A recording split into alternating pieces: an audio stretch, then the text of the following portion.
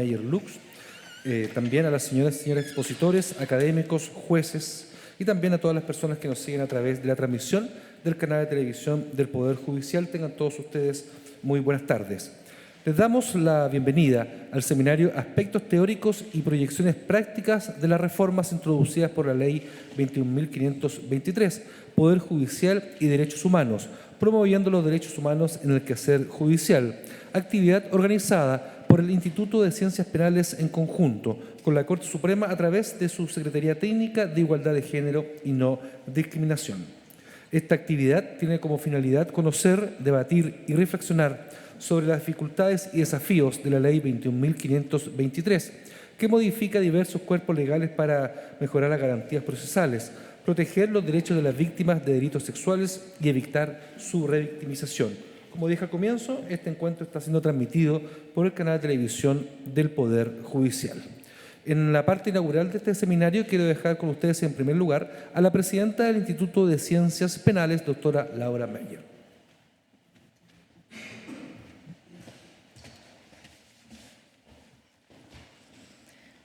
Muy buenas tardes. En mi calidad de presidenta del Instituto de Ciencias Penales, les doy una cordial bienvenida al seminario Aspectos Teóricos y Proyecciones Prácticas de las reformas introducidas por la Ley 21.523, también conocida como Ley Antonia, debido al nombre de una de las víctimas de delitos sexuales en uno de los casos que más discusión ha generado en el último tiempo. Este seminario, que es coorganizado por el Instituto de Ciencias Penales y la Secretaría Técnica de Igualdad de Género y No Discriminación de la excelentísima Corte Suprema, a quien agradecemos por todo su apoyo y colaboración para concretar esta actividad académica, se refiere a una temática que trasciende el caso puntual que origina la publicación de la Ley número 21.523. Recordemos que el objetivo de la ley, como ya se indicó, es modificar diversos cuerpos legales para mejorar las garantías procesales, proteger los derechos de las víctimas de los delitos sexuales y evitar su revictimización, asunto que ha estado presente en otras iniciativas legislativas del último tiempo, como la Ley 21.153, publicada el 3 de mayo de 2019, orientada a modificar el Código Penal para tipificar el delito de acoso sexual en espacios públicos, ley que también incorporó el denominado abuso sexual por sorpresa al artículo 366 del Código Penal y que también se suma a otras iniciativas legislativas como la Ley 21.057, destinada a regular entrevistas grabadas en video y otras medidas de resguardo a menores de edad, víctimas de delitos sexuales, ley que apunta, entre otras cosas, a reducir el impacto negativo que supone el proceso penal para un menor de 18 años que ha sido víctima de delitos sexuales.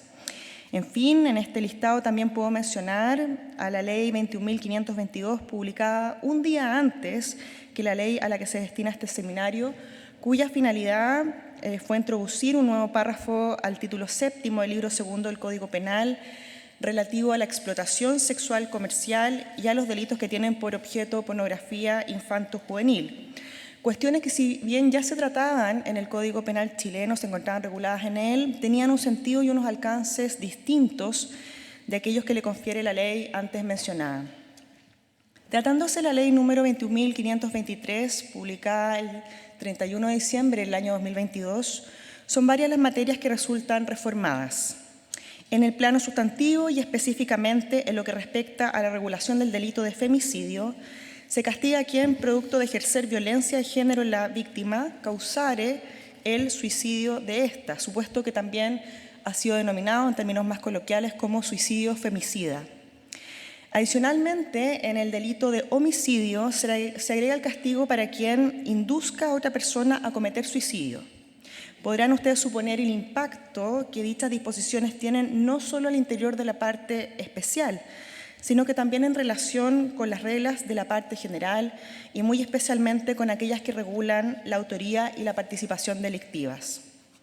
Como es sabido, la ley número 21.523 establece asimismo que la prescripción de la acción penal del delito de abuso sexual contra mayores de edad será de 10 años, que para la cuantía de la pena de la mayoría de los delitos sexuales, entre ellos, por cierto, la violación, el estupro, el abuso sexual, el tribunal tendrá en especial consideración la afectación física o mental de la víctima, para efectos de calificar la extensión del mal producido por el delito en relación con lo que dispone el artículo 69 del Código Penal chileno. Pero adicionalmente, de acuerdo con una tendencia político-criminal del último tiempo, se establece una inaplicabilidad de la circunstancia atenuante del artículo 11, número 7 del Código Penal, decisión que no deja de sorprender si lo que se busca es precisamente proteger a las víctimas de estos delitos. Justamente algunas de estas interesantes cuestiones estarán destinadas a las exposiciones de la primera sesión de este seminario que comenzarán en unos minutos más. En el plano más procesal y específicamente en lo que concierne a la protección de los derechos de las víctimas de delitos sexuales y violencia en contra de las mujeres, la ley incorpora modificaciones tanto al Código Penal como al Código Procesal Penal. En cuanto a lo primero, en relación con los delitos antes indicados, se establece que el juez podrá, en cualquier etapa de la investigación o del procedimiento y aún antes de la formalización, a petición de parte o de oficio por razones fundadas, disponer las medidas de protección de la víctima y su familia que estime convenientes, como la prohibición de aproximarse a ella o la obligación de abandonar el hogar que comparte con ella. En cuanto a las modificaciones del Código Procesal Penal, se establecen derechos y medidas de protección con el objeto de proteger la identidad, intimidad, integridad física, sexual y psíquica de la víctima. Junto con ello, la ley regula el deber de prevención de la denominada victimización secundaria, así como la anticipación de prueba con el fin de evitar esta situación. Pero además, la Ley 21.523 modifica la Ley 19.640, Orgánica Constitucional del Ministerio Público, disponiendo que el órgano persecutor penal deberá entregar a cualquier persona que lo solicite información completa y suficiente acerca de las prestaciones disponibles para víctimas y testigos y de los servicios públicos en materia de información, orientación, representación, así como atención integral y reparación a las víctimas y sus familias. Igualmente, la Ley número 21.523 modifica la Ley 19.733 sobre libertades de opinión e información y ejercicio del periodismo, estipulando que para comunicar la investigación o juicio se deberá referir a la víctima ya sea con sus iniciales, un número o de cualquier otra manera que no posibilite su individualización, debiendo además evitarse el uso de todo recurso editorial que dé cuenta de estereotipos o prejuicios respecto de su condición de víctima, eventual responsabilidad en los hechos, conductas anteriores o posteriores al delito o cualquier otro elemento que normalice, justifique o relativice la violencia sufrida. Varias de estas últimas cuestiones serán abordadas el día de mañana, destinado a examinar las modificaciones procesales de la Ley 21.523, pero también a cuestiones más prácticas que pudiera suscitar su interpretación y aplicación a casos concretos. No quisiera terminar mi intervención sin reiterar mis agradecimientos a la Secretaría Técnica de Igualdad de Género y No Discriminación de la excelentísima Corte Suprema, a nuestros expositores, que son el corazón de este seminario, los doctores María Inés Horvitz, Javier Willeman y mañana también Guillermo Oliver y Marcela Araya, quienes gentilmente aceptaron nuestra invitación y compartirán con nosotros sus comentarios y apreciaciones respecto de las temáticas ya referidas. También quiero agradecer a los diversos integrantes del Instituto de Ciencias Penales que hicieron posible esta actividad y muy particularmente a los directores María Elena Santibáñez y Manuel Rodríguez por todo el trabajo realizado para que este seminario pudiera llevarse a cabo. Quiero asimismo agradecer a la editorial Rubicón, que gentilmente nos obsequió libros de regalos para nuestros expositores. Les deseo una excelente jornada de reflexión académica, tanto el día de hoy como mañana, y agradezco su asistencia presencial y a través del canal del Poder Judicial. Muy buenas tardes.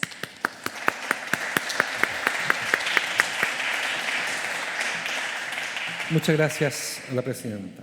A continuación, quiero dejar con ustedes al ministro de la Corte Suprema e integrante de la Segunda Sala Penal, ministro Manuel Antonio Valderrama.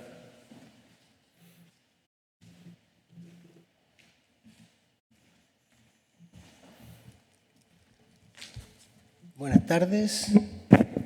Hago mío los vocativos de saludo de nuestro anfitrión y quisiera empezar mis palabras en que se me ha pedido dirigirme a ustedes en la inauguración de esta jornada de seminarios que el Instituto de Ciencias Penales y la Corte Suprema, a través de la Secretaría Técnica de Igualdad de Género y No Discriminación han organizado para analizar los aspectos teóricos y proyecciones prácticas de la reforma introducida por la Ley 21.523.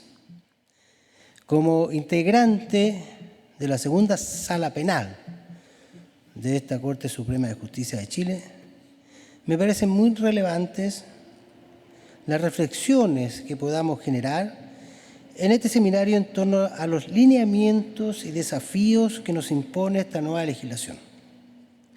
Quisiera agradecer en primer lugar al Instituto de Ciencias Penales por invitarnos a contribuir con este espacio científico de análisis, donde espero confluyan las reflexiones de académicos y académicas y de quienes administramos justicia.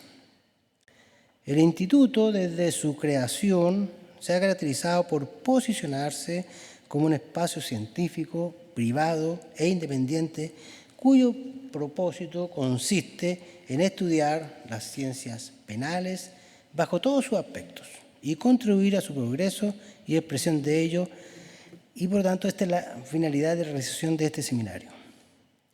En los últimos años, todas y todos hemos sido testigos de que la búsqueda de una justicia con enfoque de género ha sido un tema crucial para el sistema judicial de varios países, incluido Chile. Movimientos a nivel social, testimonio de las mujeres usuarias, estudios e investigaciones y casos emblemáticos a los que ha debido enfrentarse el sistema de justicia, como el que dio origen a esta legislación que va a ser motivo de este seminario. Han determinado que, como Estado, nos entremos y nos estemos planteando preguntas en torno a la aplicación del derecho penal y procesal penal y además debamos generar respuestas legislativas y judiciales adecuadas a fin de garantizar un efectivo acceso a la justicia a todas las personas. Ejemplo de esto último, la Ley 21.523, que nos convoca el día de hoy y que tiene por objeto mejorar las garantías procesales de las víctimas de delitos sexuales, proteger los derechos de estas y evitar su revictimización. A continuación, quisiera compartir con ustedes un par de reflexiones en torno a estos temas. En primer lugar, me gustaría asentar que el derecho penal opera en la práctica como una forma de control social y, en tanto tal, en él se reproducen las relaciones de poder que existen en nuestra sociedad. Diversas autoras han analizado cómo el derecho penal afecta a las mujeres tanto en su rol de autoras de delitos como de víctimas, y han relevado que en el desarrollo del derecho penal es posible advertir la forma en que se sustenta la construcción y reproducción de los patrones sociales, especialmente los de género.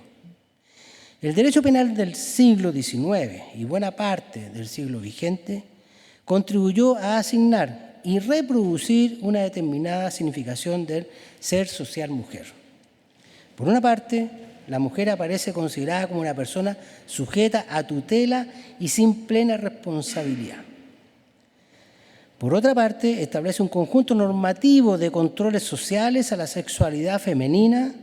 Ejemplos de ello se encuentran en la criminalización del aborto o del ejercicio del trabajo sexual. En nuestra legislación se han incorporado modificaciones al derecho penal que han ido modificando estas cuestiones. En lo que respecta a la violencia contra la mujer, Chile cuenta, en la actualidad, con una regulación que comprende distintas formas de abordar el problema, ya que existe, por una parte, un estatuto especial dirigido a prevenir, erradicar y sancionar la violencia intrafamiliar, como es la Ley 20.066. Un tipo penal especial, como es el del maltrato habitual, normas que imponen una pena agravada a delitos comunes, lesiones, amenazas, realizadas en contexto de violencia familiar y el reconocimiento del delito de femicidio, la Ley 20.480, la Ley 21.212 del año 2020. Se ha tipificado también el delito de trata de personas, la Ley 20.507. Por otra parte, debe tenerse presente aquellas normas que sancionan la figura del acoso sexual en el ámbito de las relaciones laborales, tanto en el Código del Trabajo como en los estatutos de los funcionarios públicos. Actualmente se está discutiendo en el Congreso un proyecto de ley sobre el derecho de las mujeres a una vida libre de violencia, presentado por el Ministerio de la Mujer y la Equidad de Género, que pretende ser una ley integral de violencia de género y que en ese contexto modifica la Ley 20.066, esto es la Ley de Juzgados de Familia y el Código Penal, entre otros cuerpos legales. En segundo término, la aplicación de la ley penal también se han evidenciado prácticas discriminatorias contra las mujeres. Por ejemplo, hace algunos años en los casos de femicidios frustrados, a los perpetradores se les aplicaba la atenuante de responsabilidad penal de obrar por estímulos tan poderosos que naturalmente hayan producido arrebato u obcecación, por haber precedido a la agresión la revelación de una infidelidad real o supuesta de la mujer. Fue necesaria una reforma legal para lograr la no aplicación de dicha atenuante en esos casos, como la Ley 21.212 del año 2020. Modifica el Código Penal, el Código Procesal Penal y la Ley 18.216 en materia de tipificación de femicidio. Establece además agravantes especiales y excluye los delitos de femicidio, de parricidio y de homicidio simple y calificado de la aplicación de las atenuantes de reprochable conducta anterior o de haber obrado producto de arrebato u obcecación en los casos en que haya precedido incidente de violencia cometido por el autor contra la víctima, sus ascendientes y descendientes. En contrapartida, la literatura que ha analizado los procesos judiciales de mujeres maltratadas que dan muerte a sus maridos han puesto de relieve cómo estas mujeres anteriormente no conseguían beneficiarse de la eximente de legítima defensa. Ello como consecuencia, entre otros motivos, de que para apreciar la legítima defensa se exige el requisito de actuar, comillas, del ataque actuar, o inminente de la agresión, requisito que es difícil de cumplimiento por parte de las mujeres, puesto que en el supuesto de estarse produciendo el ataque, lo habitual es que la mujer no pueda contraatacar y deba esperar que la agresión cese de algún modo. Cabe señalar que recientemente los tribunales, conociendo de estos casos, han advertido la particular situación de las mujeres y han acogido, conforme a las características particulares del caso, hipótesis de legítima defensa. Por otra parte, si tomamos como muestra los casos de agresiones sexuales, resulta claro que durante el juicio se tienden a reproducir estereotipos y de sesgos de género. Por ejemplo, se exige que la mujer agredida cumpla con una determinada posición en el proceso y con determinadas actitudes o características, vinculadas al concepto de víctima ideal. Así, es posible observar casos donde la ausencia de consentimiento de una mujer víctima es puesta en duda cuando las características de la mujer agredida no se adecúan a lo que socialmente se considera como una mujer respetable, es decir, cuando no cumple con dicho perfil de víctima ideal. Debemos reconocer, sin embargo, que en años recientes la aplicación de la perspectiva de género en materia penal en algunos casos ha permitido romper con conceptos estereotipados como el de víctima ideal y nos ha permitido avanzar en la comprensión del fenómeno de la violencia contra las mujeres y sus consecuencias. Así, la perspectiva de género ha cuestionado y cuestiona una serie de instituciones, normas jurídicas y concepciones respecto de esas normas al enfrentarlas a la materia o de la manera en que las diversidades de mujeres las experimentan. Un ejemplo claro en esta materia es que, a pesar de los avances en América Latina para enfrentar la violencia de género, aún es posible advertir cómo un mero contacto de las mujeres con los sistemas de justicia penal puede ser una experiencia negativa, ya sea por el actuar de las mujeres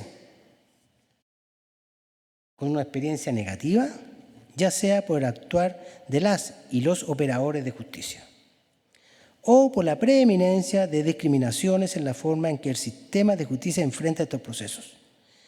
En muchas ocasiones, la intervención del sistema penal revictimiza a la mujer que denuncia al cuestionar su relato, por la manera en que son conducidas las investigaciones que obligan a las mujeres a exponer su vida privada, por permitir pericias invasivas en las cuales se cuestiona su veracidad, por no considerar el contexto, entre otras muchas cuestiones. Se han hecho esfuerzos institucionales concretos en todas las instituciones que conforman el sistema de justicia penal a nivel nacional e internacional, pero aún persisten muchos desafíos. En este contexto, la Ley 21.523, como he señalado, incorpora en nuestra legislación una serie de normas que buscan mejorar las garantías procesales de las víctimas de delitos sexuales, proteger los derechos de estas y evitar su revictimización. A través del análisis de esta normativa, de sus lineamientos y de la forma adecuada de implementarlos, podremos avanzar en comprender cómo la aplicación de un enfoque de género puede tener un impacto significativo en la garantía de una justicia más equitativa y empáticas, sin prejuicios ni sesgos discriminatorios. Estoy seguro que en estas 2 jornadas serán sumamente enriquecedoras y nos permitirán seguir ejerciendo nuestra labor con un horizonte permanente de impartir justicia de calidad para toda la población. Un éxito en estas jornadas y muchas gracias.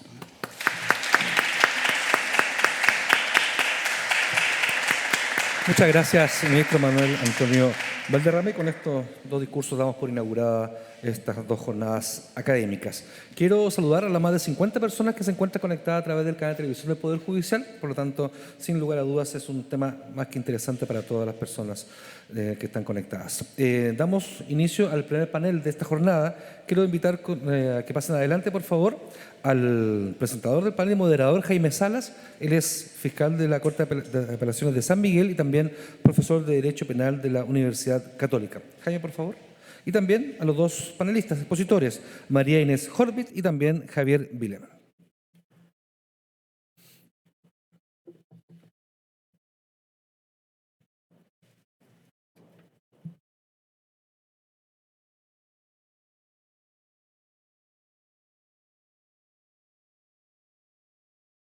No para la salida.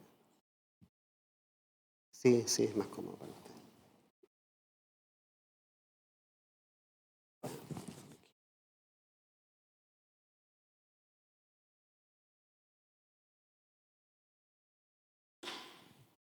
Me disculpan, pero ya a esta edad tengo que usar lentes, así que no, lamentablemente no.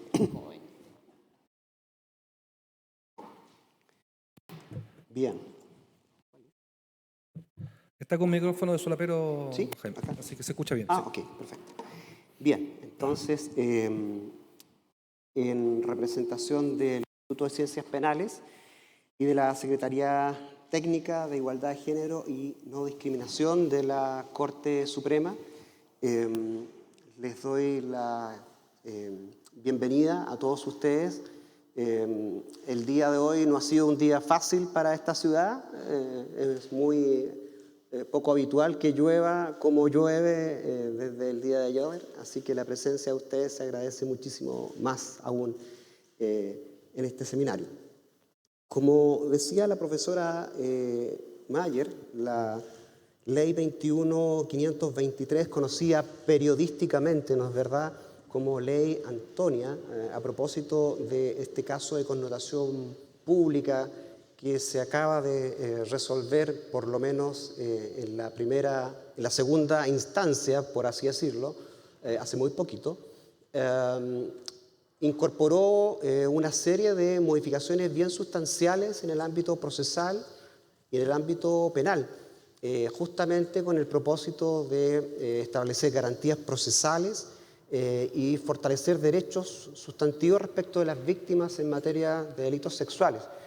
Algunas de estas modificaciones, particularmente en el ámbito del derecho penal sustantivo, son o pueden ser bastante polémicas.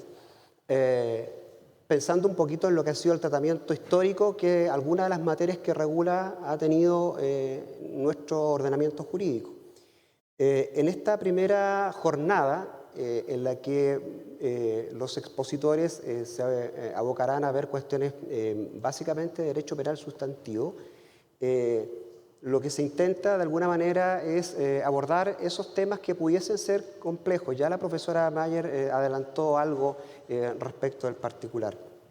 Y con motivo de eso tenemos dos excelentes expositores de la plaza y voy a proceder a presentarlos. En primer lugar, a mi derecha tengo a la profesora María Inés Horvitz. Gracias, profesora, por acompañarnos el día de hoy. La profesora Horvitz es licenciada en Ciencias Jurídicas y Sociales por la Universidad de Chile, doctora en Derecho por la Universidad Autónoma de Barcelona. Es profesora titular del Departamento de Ciencias Penales de la Facultad de Derecho de la Universidad de Chile y desde el año 2006 consejera del Consejo de Defensa del Estado de Chile. La profesora Horvitz tiene una vasta trayectoria en el ámbito del derecho penal y procesal penal. Ha sido directora del Centro de Estudios de la Justicia de la Facultad de Derecho de la Universidad de Chile. Contribuyó, yo diría, decididamente a la implementación de la reforma procesal penal en el año 2000 y tiene una dilatada y reconocida trayectoria como litigante penal. A mi izquierda tengo el gusto de presentar al profesor Javier Bieleman.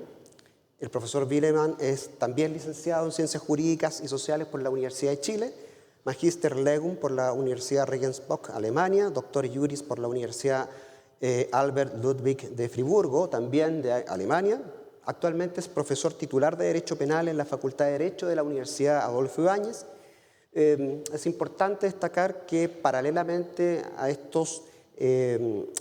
esta reseña que acabo de mencionar, el profesor Bieleman es también director del Centro de Investigación en Derecho y Sociedad y tiene numerosas publicaciones en el ámbito de la dogmática penal y de la investigación empírica del sistema criminal. Muchas gracias, profesor Bieleman. Bien, y sin más preámbulos, yo creo que quieren escucharlo a ellos, digamos, no a mí.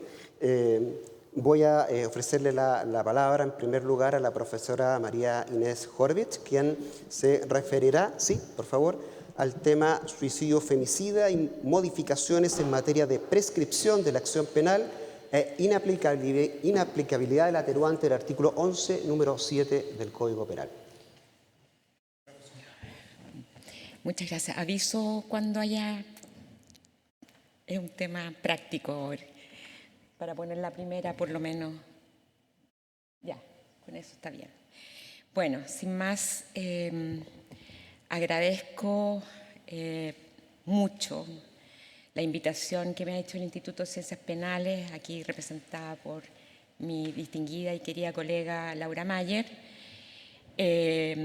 también por la Secretaría Técnica de Género, Igualdad o No Discriminación de esta excelentísima Corte Suprema, ¿no?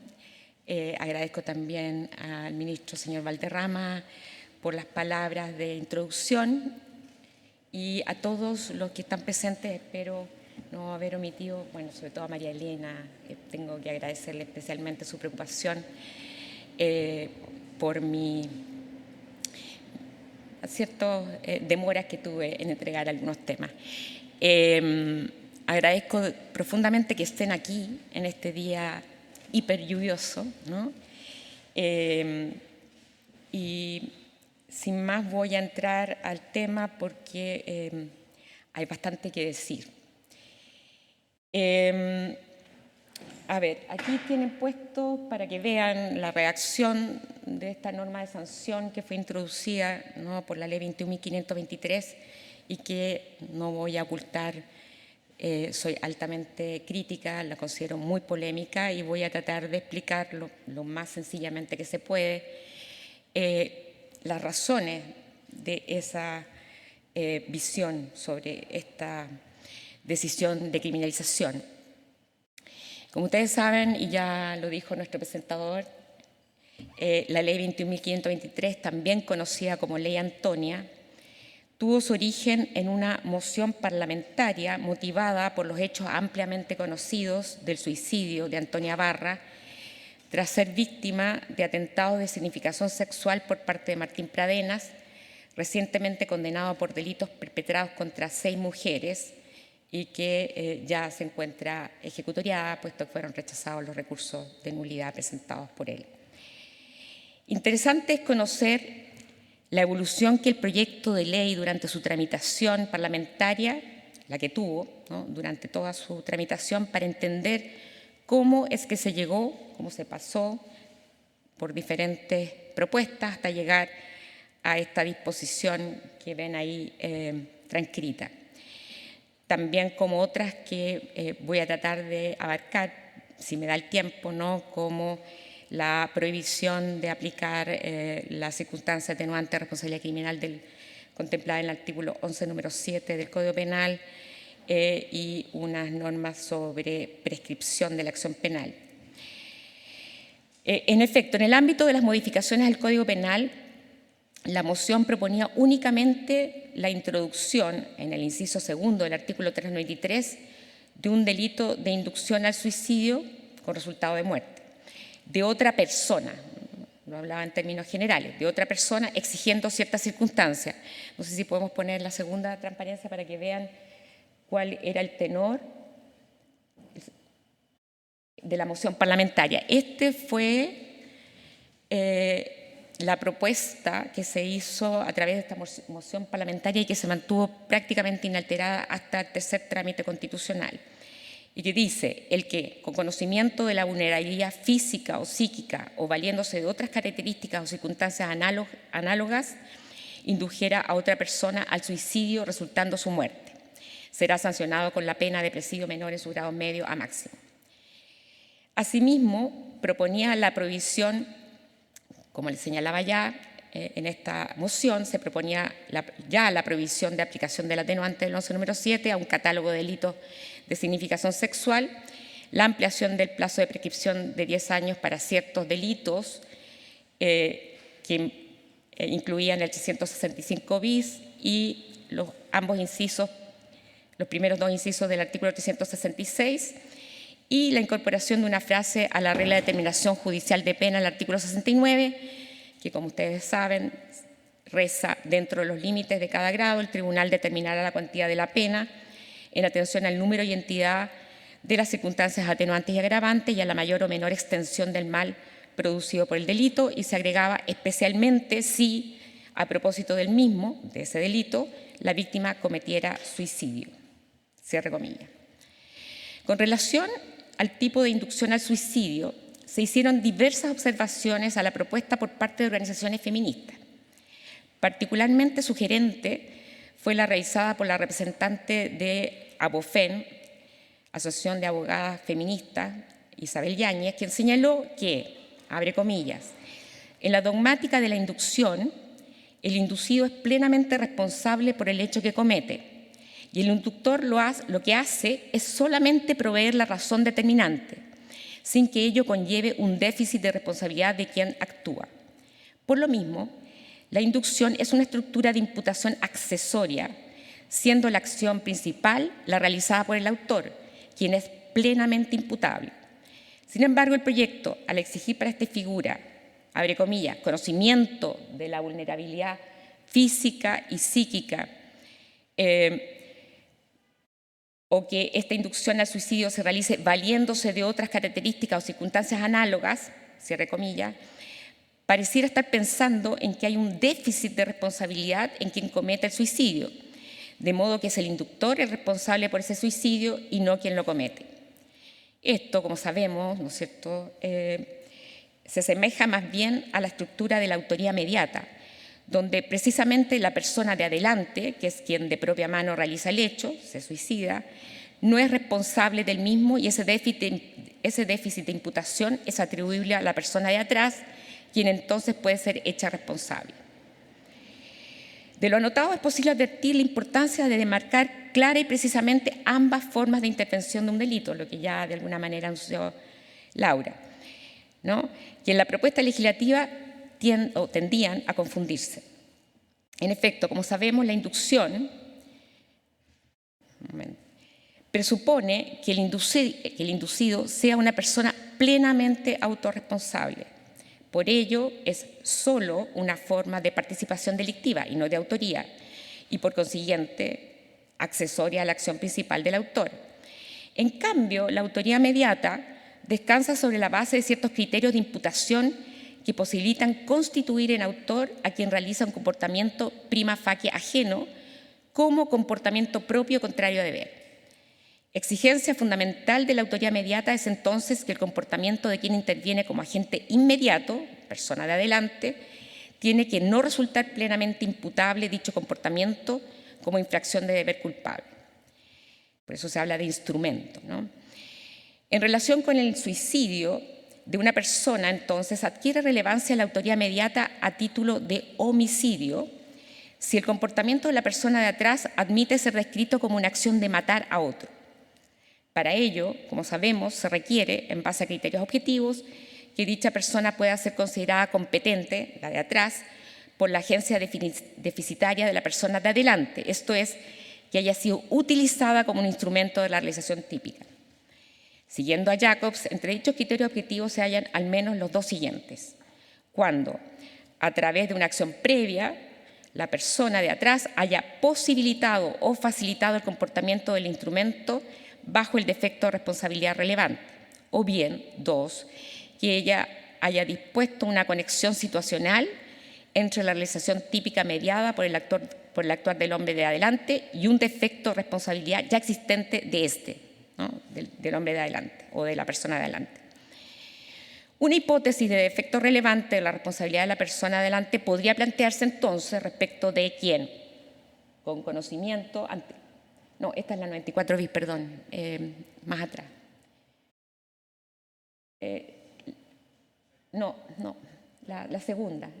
La segunda diapositiva, no, la segunda. Esa. Perdón, no nos estaba fijando de que están poniendo, no estamos coordinados. No hay coautoría. Una hipótesis entonces de defecto relevante de la responsabilidad de la persona adelante podría plantearse entonces respecto de quien, con conocimiento de la vulnerabilidad física o psíquica o valiéndose de otras circunstancias o circunstancias análogas, de otras características o circunstancias análogas, indujera a otra persona al suicidio, pues valerse de tales características o circunstancias respecto de otra persona sugiere ya no propiamente una inducción, sino autoría mediata por autolesión del instrumento. Crucial para la decisión es, por tanto, la de indagación acerca de la agencia deficitaria o no de la persona que se suicida, posibilitada o facilitada por la persona de atrás o aprovechada mediante una conexión situacional dispuesta por éste. Si la respuesta es afirmativa, la autolesión del suicida, que en tanto menoscabo de su bien jurídico vida no se encuentra sometido a prohibición penal alguna, deviene en una heterolesión imputable a la persona de atrás a título de autoría mediata de homicidio. En otras palabras, la posibilidad de una imputación del suceso lesivo como heterolesión en autoría mediata dependerá decisivamente de que pueda afirmarse la competencia del hombre de atrás o de la persona de atrás, para hablar en forma que corresponde, que así se dice en la doctrina alemana y en todas partes, hombre de adelante, así lo aprendimos, pero vamos a hablar de la persona de atrás por un déficit de responsabilidad de la persona de adelante que se autolesiona. De modo que el hecho ya no puede interpretarse como un ejercicio autónomo de libertad de disposición sobre el bien jurídico menoscabado. Pero entonces ya no puede hablarse de inducción al suicidio, sino derechamente de autoría mediata de homicidio por heterolesión del instrumento.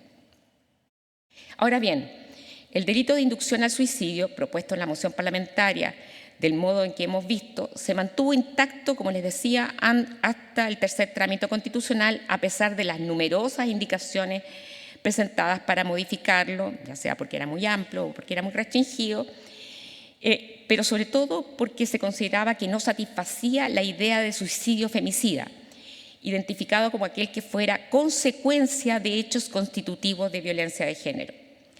Es así que en la comisión mixta se realizan diversas propuestas y en la sesión del 17 de agosto del 2022 se vota a favor de aquella propuesta formulada por las senadoras Allende, Núñez y Pascual, el senador Sangüesa, las diputadas Astudillo, Orsini y Tello y los diputados Lilayu y Longton, cuyo texto se incorporó en el nuevo artículo 390 sexies del Código Penal. Ahí podemos volver a la primera, no sé si, por favor, la primera esa, ¿no? Se darán cuenta la diferencia entre una disposición y otra. Al mismo tiempo, se mantuvo el delito de inducción al suicidio en el artículo 393 bis, cuyo análisis corresponde a mi colega Javier Villen. El problema principal de la norma de sanción prevista en el artículo 390 sexies es que gira en torno a la idea de, abre comillas, causación de un resultado, es decir, el suicidio de una mujer, cuyo antecedente es que acaezca con ocasión, si ustedes se fijan, con ocasión de hechos previos constitutivos de violencia de género cometidos por éste en contra de la víctima. Cierre comillas. En efecto, la causalidad es insuficiente para adscribir responsabilidad en los delitos de resultado puros consumados. El análisis causal, como sabemos, sirve como herramienta de subsunción del evento acaecido en el supuesto de hecho de la norma sanción, entendida como la transformación perjudicial del estado de un objeto en relación con una valoración positiva de una propiedad del mismo con anterioridad a la modificación. Bien jurídico, vida, antes, muerte, después. Entonces se puede ver ese resultado como esa modificación perjudicial del bien jurídico. En tal sentido, el análisis causal es insustituible a la hora de comprobar el eventual quebrantamiento de una norma que prohíbe la producción o requiere el impedimento de una determinada modificación del estado de cosas. Pero la causalidad no provee criterio alguno para la adscripción de agencia. Esto es, aquellos criterios bajo los cuales el evento así producido debe ser imputado a la acción de una determinada persona. Solo describe un evento, ¿no? Permite, ¿no es cierto?, relacionar un antecedente, acción, con un resultado, sin perjuicio de que aquí ni siquiera tenemos muy clara cuál es esa acción. Entonces, desde luego, entonces, la norma de sanción en examen no describe acción alguna que cuente o que pueda contar como fundamento inmediato del resultado, sino una referencia ocasional a acciones previas del agente que se presume serían aptas para causarlo, procedimiento que, de ser aceptado, llevaría a un retorno al adversario in re ilícita inadmisible en un derecho penal asentado en el principio de culpabilidad. La situación anotada se agudiza si, como se dijo antes, quien causa su suicidio es una persona, una mujer, que, salvo prueba en contrario, debe ser considerada autorresponsable del menoscabo de su propio bien jurídico. El caso Pradenas constituye un buen ejemplo de los problemas que pueden presentarse en el futuro, pues durante el juicio, y a falta de un tipo penal como el nuevo artículo 390 sexies, que estuviera vigente a la época de los hechos, ¿no?, la causalidad se tematizó a propósito del artículo 69 del Código Penal. Como esta disposición también fue discutida durante la tramitación parlamentaria del proyecto de ley aquí examinado, a propósito justamente del caso Antonia, se dio lugar, o sea, toda esta discusión dio lugar al nuevo artículo 369 bis A, y entonces la referencia a este artículo aquí cobra plena oportunidad. No sé si podemos poner, creo que el tercero, ahí.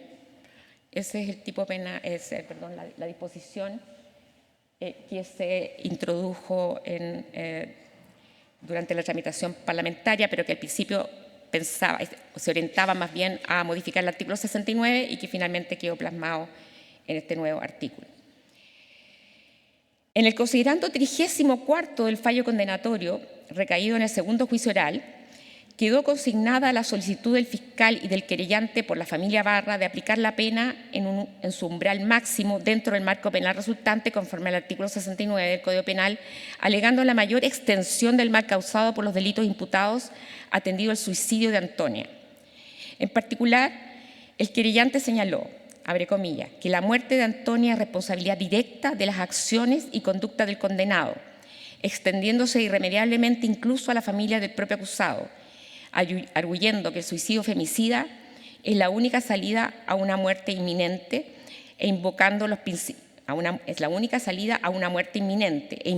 principios básicos como la relación de la causalidad para recorrerla vía artículo 69 del Código Penal, ya que suprimiendo mental e hipotéticamente los maltratos de Rodrigo Canario, que vamos a ver quién es, y las circunstancias aledañas, la única causa de aquello fue la conducta de dominación posterior, como dijeron la testigo Calderón y los peritos Retamal y Peldosa, habida cuenta que los suicidios nunca son unicausales. Habida cuenta que los suicidios nunca son unicausales.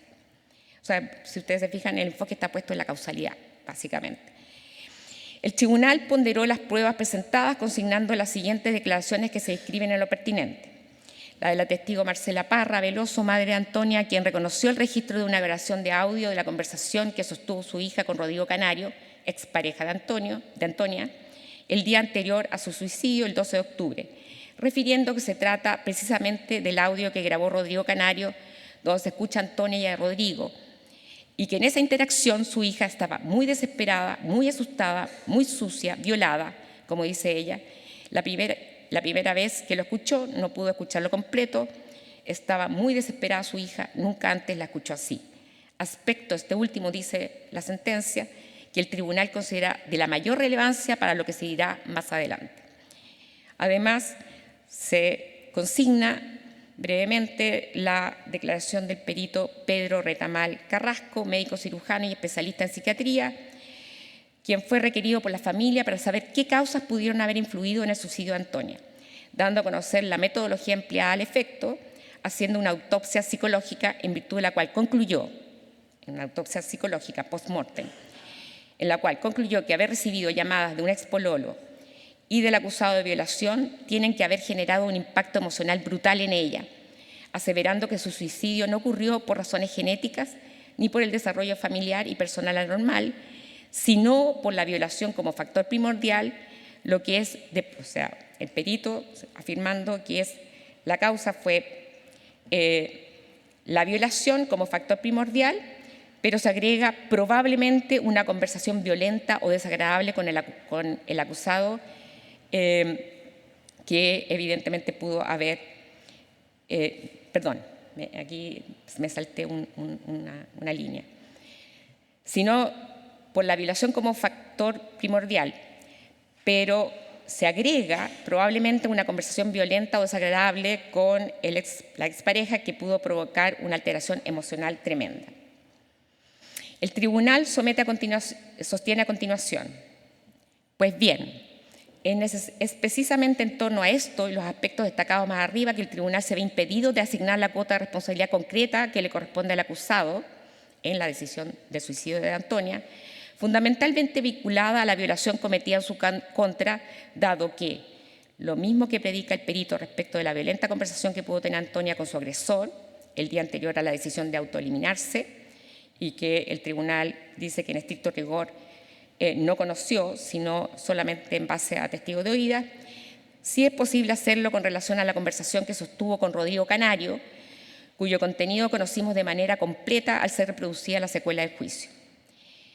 En la conversación con la expareja, y cuyo registro proviene de los archivos de audio que Rodrigo le envía a Carla Pinedo, una amiga, en que se escucha con toda claridad cómo Antonia le relata a aquel lo que había pasado en Pucón y le entrega el nombre de quien la había violado, Martín Pradenas, así como sobre su estado emocional, advirtiendo como todos los testigos y peritos que avalaron dicha grabación que la mujer se sentía muy mal, muy angustiada y desesperada, percibiéndose el tono de desprecio y desconfianza que le prodiga su interlocutor, habida cuenta que previamente Antonia había recibido mensajes de texto de parte de Rodrigo Canario en que ésta este la denigra y humilla, con expresiones recriminatorias de alto calibre y cargadas de violencia y desprecio. Esto lo dice la sentencia.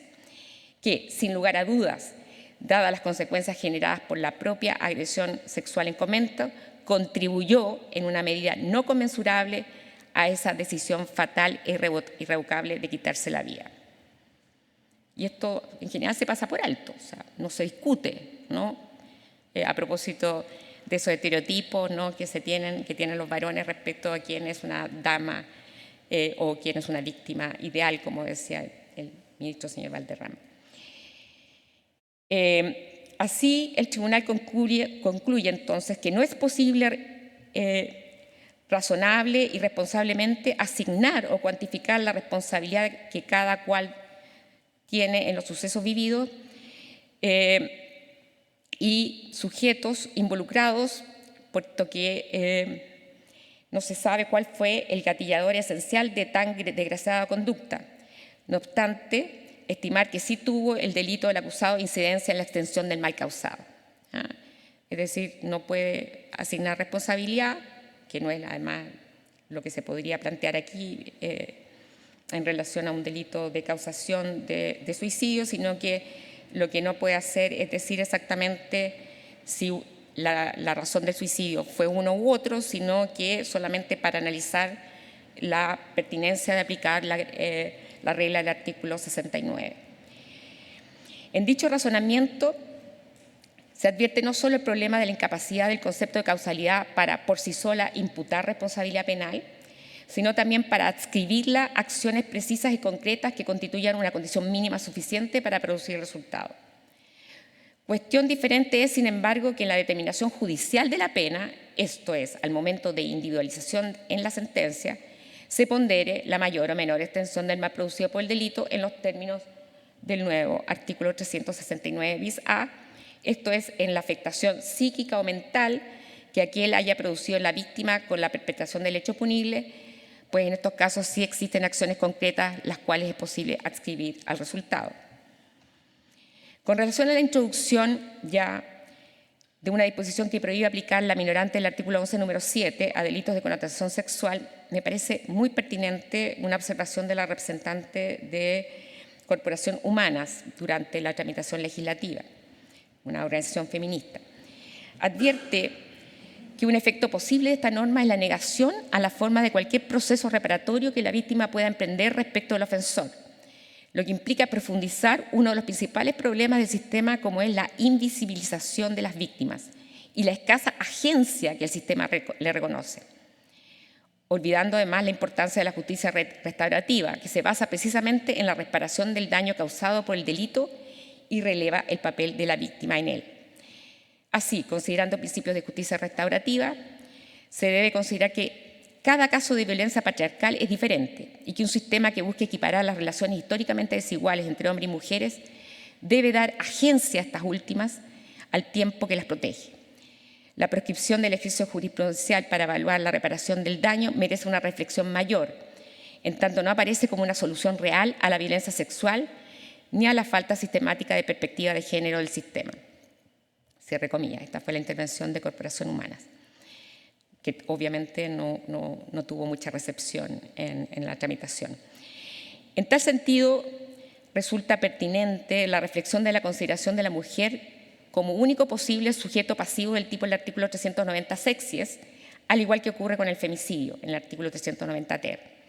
En efecto, caracterizados como delitos de odio o de sometimiento, así por ejemplo Peralta o Javier Contese en nuestro país, estos delitos especiales importan, como señala Patsili Vázquez, dos riesgos desde una perspectiva feminista. En primer lugar, la exclusión y discriminación en los tipos penales respecto de otras formas de violencia de género cuyas víctimas no son mujeres, en el sentido de una identidad de género diversa de estas.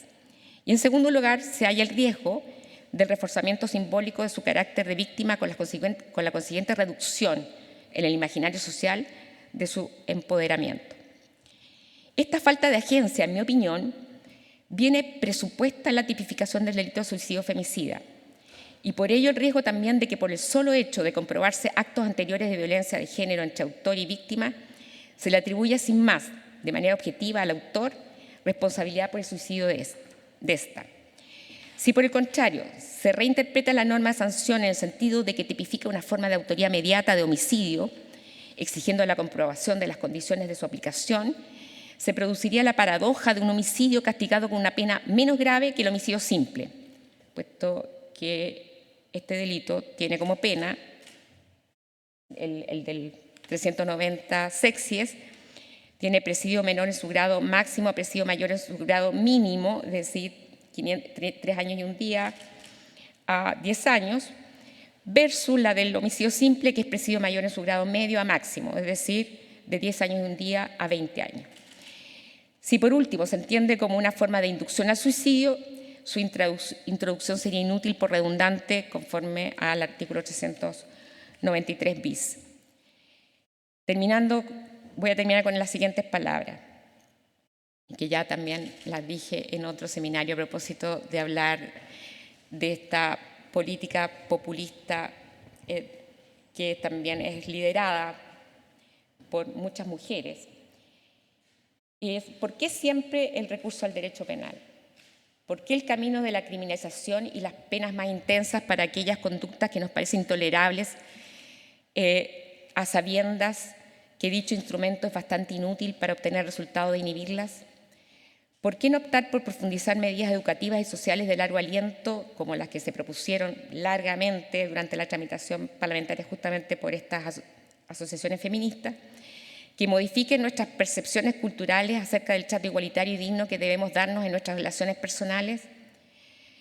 En mi opinión, y lo seguiré diciendo, no solamente en el caso de la criminalización de conductas machistas, sino en cualquier caso, la respuesta es simple. Se requiere una reacción fuertemente simbólica, económica y con ventajas inmediatas a pesar de su inutilidad o injusticia, antes que políticas públicas de mediano y largo plazo, que obviamente requieren recursos, no muchos recursos, y que permitirían ir minando y finalmente erradicar las bases estructurales de nuestra sociedad patriarcal.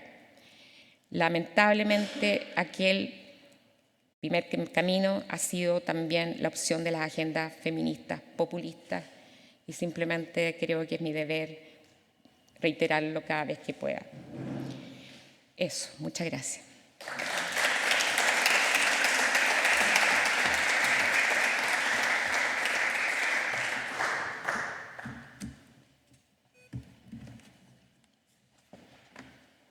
Quería hacerles presente que sobre sus sillas o en el costado hay una hojita.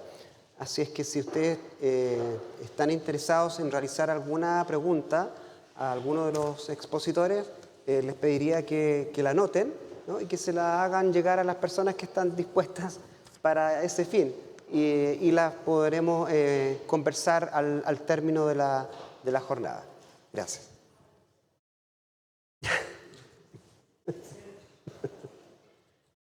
Tenemos un problema técnico, pero lo vamos a resolver rápidamente.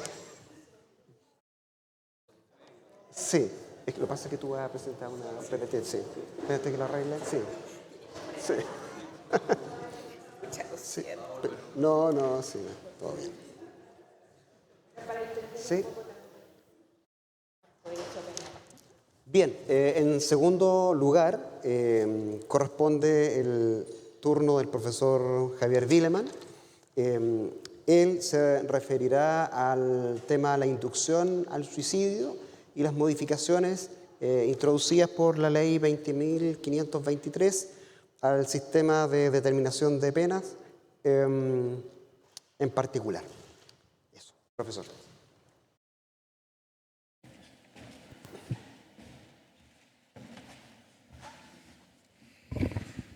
Hola, buenas tardes. Me gustaría partir agradeciendo a quienes me invitaron. María Elena, muchas gracias por la invitación. Muchas gracias en general a todos los directores y a la gente del Instituto de Ciencias Penales, representada por Laura Mayer. Recuerdo que también Soledad Krause tuvo la generosidad de invitarme.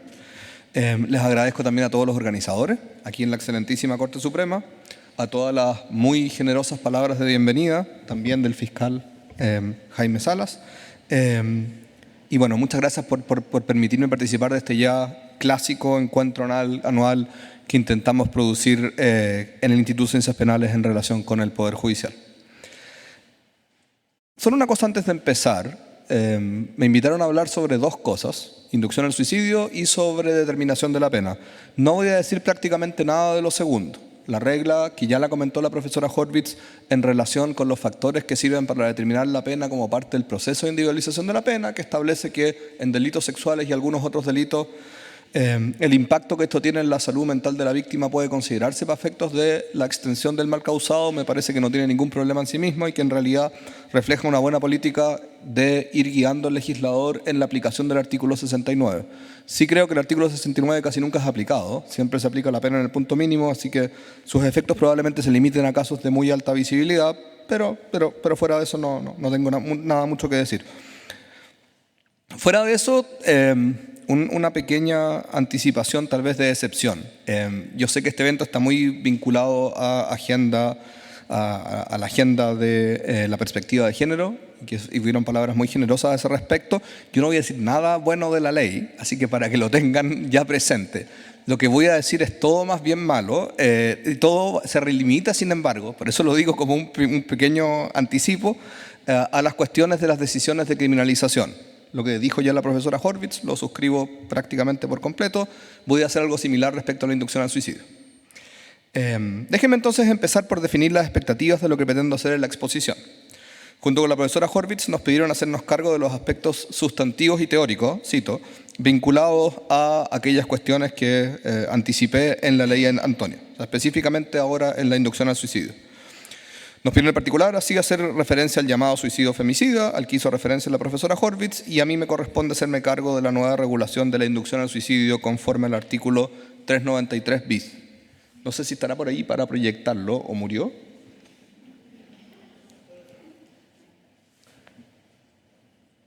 Mi presentación tampoco es muy... ¿Murió? ¿No la tiene? No sé, bueno, no se preocupen, si lo tienen ahí a la vista, no necesitan nada mucho más. Si por ahí tienen a la vista el artículo 393 bis del Código Penal, les puede servir para lo que sirve. Entonces me corresponde así hacerme cargo de los aspectos, insisto, sustantivos y teóricos que sean interesantes sobre la nueva regulación de la inducción al suicidio. Ese es mi objetivo y yo creo que no es un objetivo sencillo de satisfacer. Déjenme tomarme una pequeña libertad, que tal vez sea un exceso, partiendo con una pequeña provocación. Mi provocación consiste en pensar que respecto a estas decisiones de criminalización, específicamente la regulación que terminó en el artículo 390 sexies y en el artículo 393 bis del Código Penal, no se encuentra tanto en intentar definir cómo podemos interpretarla, sino también preguntarse qué hacemos con legislación que produce perplejidad. No me refiero aquí a la perplejidad por la decisión valorativa que se encuentra detrás de la ley, eso la profesora Horvitz lo comentó, yo no tengo nada mucho que decir sobre si es que es correcto o incorrecto hacer uso del derecho penal para efectos de satisfacer ciertas protecciones de protección vinculadas a demandas feministas, sino derechamente perplejidad por la forma que tiene la legislación, o sea, derechamente perplejidad por la atribución de sentido. Son reglas que son difíciles de entender por razones lógicas. Como puede verse tal vez en la exposición anterior, la profesora Horvitz hizo referencia a esta idea de que tal vez sea en realidad un homicidio privilegiado, o sea que están bajando la pena de un posible homicidio. Como puede verse en algo que no fue comentado, el inciso segundo del artículo 390 sexies, parte de las definiciones contenidas en estos dos artículos de la ley Antonia recuerdan a la famosa clasificación de los animales atribuida por Jorge Luis Borges a una entrada en una enciclopedia china. No sé si recordarán en qué consiste esa definición.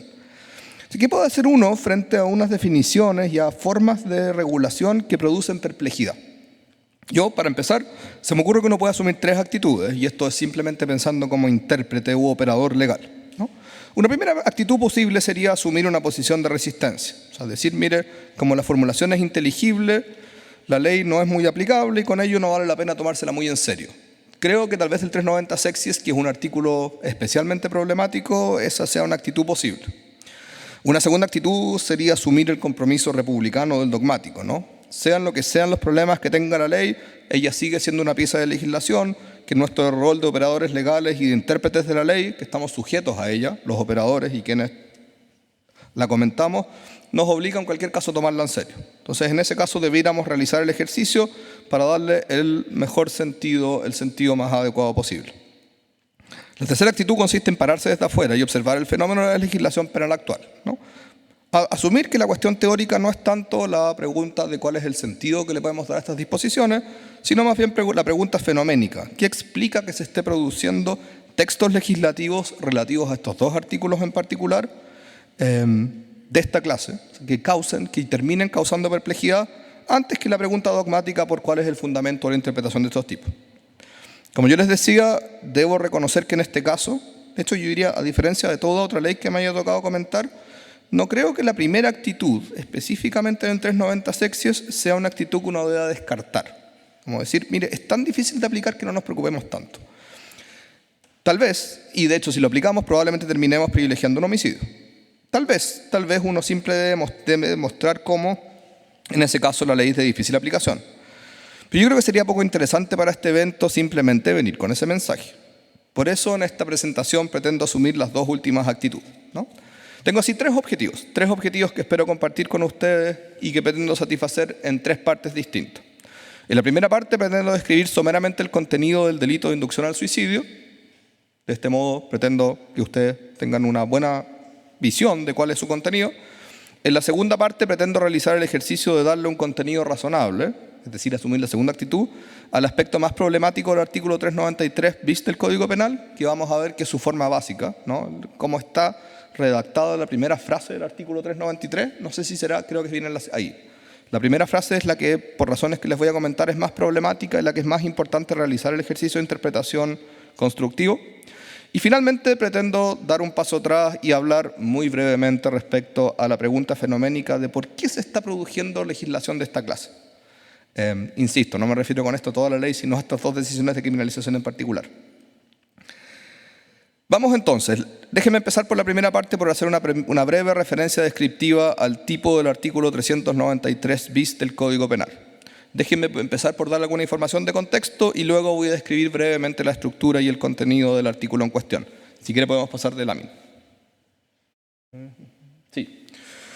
Como todos saben, en el derecho chileno, hasta la dictación de la ley Antonia, la pregunta por las condiciones bajo las cuales la impropiamente denominada inducción al suicidio podía ser considerada punible era vista como un problema de parte general en el derecho penal chileno, ¿no? El artículo 391 del Código Penal define el delito de homicidio a partir de la fórmula el que mate a otro. Como en el suicidio, quien, por definición, causa la muerte es el mismo autor, no se cumple en general con la exigencia de que el resultado típico afecte a otro. Esto en otras partes del mundo es distinto. Se define, por ejemplo, matar a un hombre o una persona. En ese caso se preguntaban si era posible subsumir el suicidio. En Chile ya por razones de legalidad no era posible y nadie lo discutía.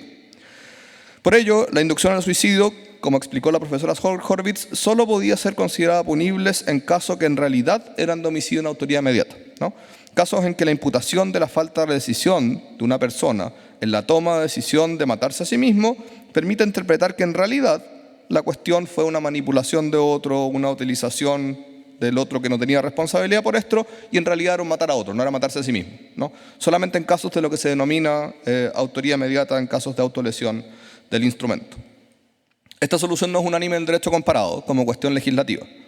Entre los ordenamientos jurídicos que han sido influyentes entre nosotros, los artículos 223.13, 143 y 580 respectivamente de los códigos penales, creo que lo tengo ahí, francés, español e italiano, castigan formas de inducción al suicidio. O sea, no es que sea exótico que en el derecho chileno ahora haya un castigo de la inducción al suicidio. También la BCN produjo un estudio en la tramitación de esta ley en la cual mostraba cómo hay reglas en otros países latinoamericanos, ¿no? Tampoco es que sea la regla común, la regla en todos los ordenamientos jurídicos. En Alemania, por ejemplo, otro ordenamiento jurídico que ha sido muy influyente en Chile, solo la prestación de servicios remunerados vinculados a matarse a sí mismo, al suicidio, es punible. No es punible el suicidio bajo ninguna otra forma. Por eso, yo no quiero con esto decir que la decisión de criminalizar la inducción al suicidio sea en sí misma exótica, cualquiera sea la opinión valorativa que uno pueda tener a este respecto. Lo que sí es exótico y sí es problemática es la forma que tiene el artículo 393 bis del Código Penal. En el derecho comparado, el modo probablemente estándar de criminalizar la inducción al suicidio se encuentra en simplemente establecer su punibilidad como tal, ¿no? Se criminaliza sin más la inducción al suicidio. Este es el caso, por ejemplo, del artículo 143 del Código Penal español. Bajo esta formulación, naturalmente, para que se realice el delito, tiene que producirse el resultado de muerte, tiene que producirse el suicidio. Si bien es posible todavía discutir por la punibilidad de tentativa, podría que la regla general de tentativa abarcarlo, la forma consumada del delito requiere éxito del suicidio. El delito tiene evidentemente la forma de un delito de resultado.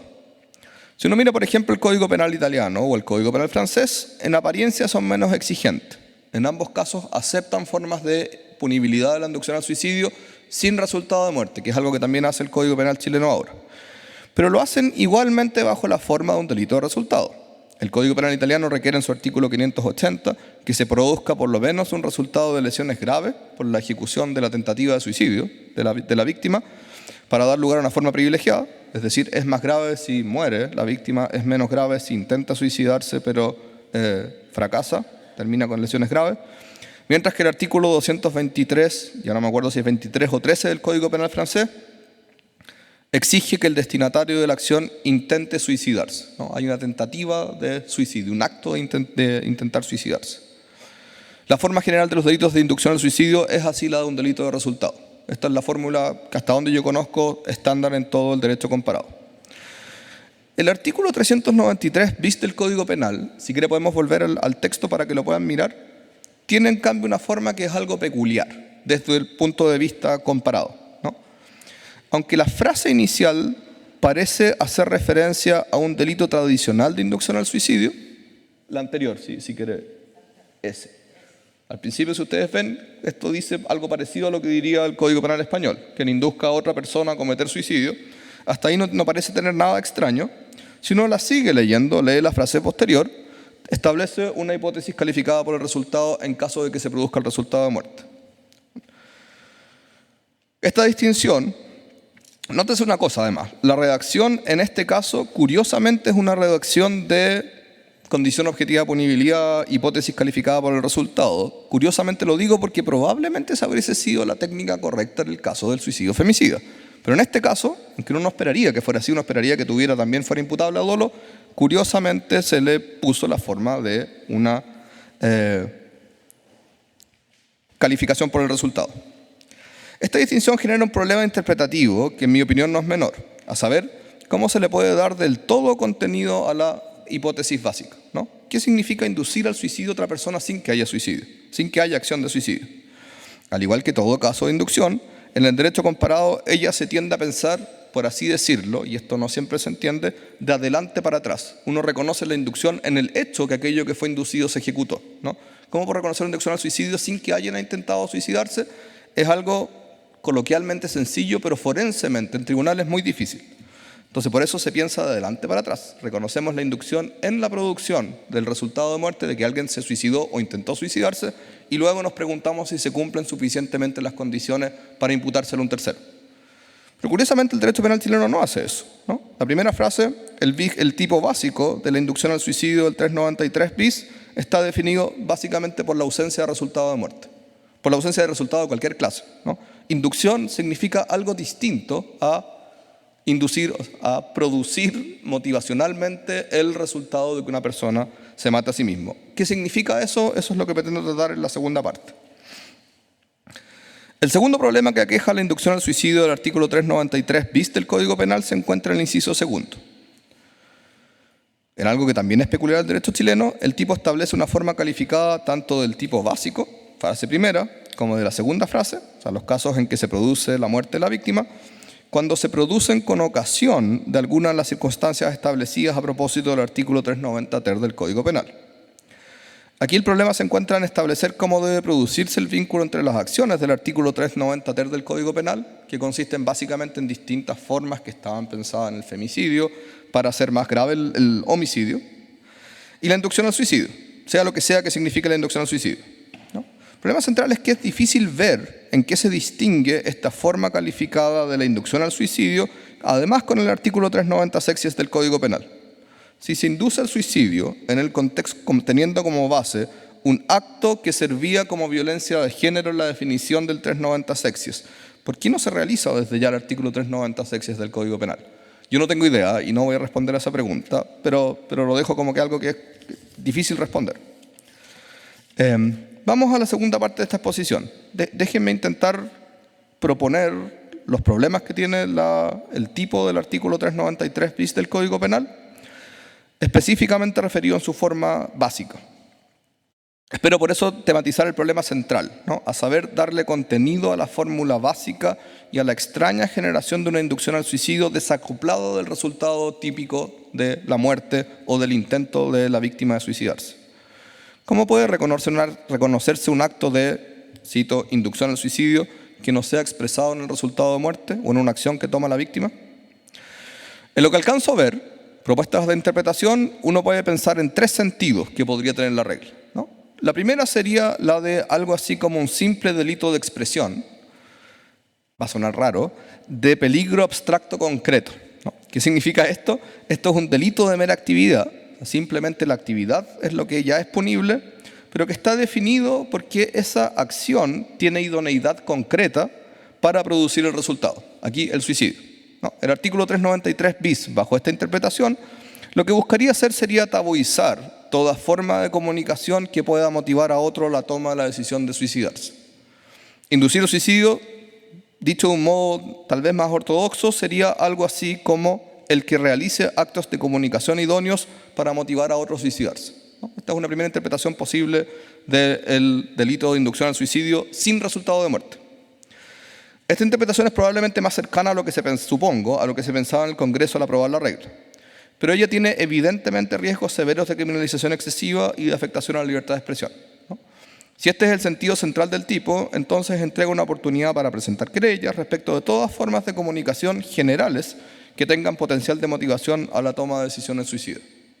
Desde el mito de los efectos, ¿no?, de Werther, Johann Wolfgang von Goethe, que supuestamente habría producido muchos suicidios, hasta series de Netflix. Ustedes conocen esta serie que también la acusaban de que motivaba el suicidio, constituirían actos susceptibles de criminalización, sea porque el efecto de suicidio devela que eran idóneos para tomar la decisión, si alguien se ve motivado por ver esa serie para suicidarse, o porque se juzga ex ante que tienen esa idoneidad.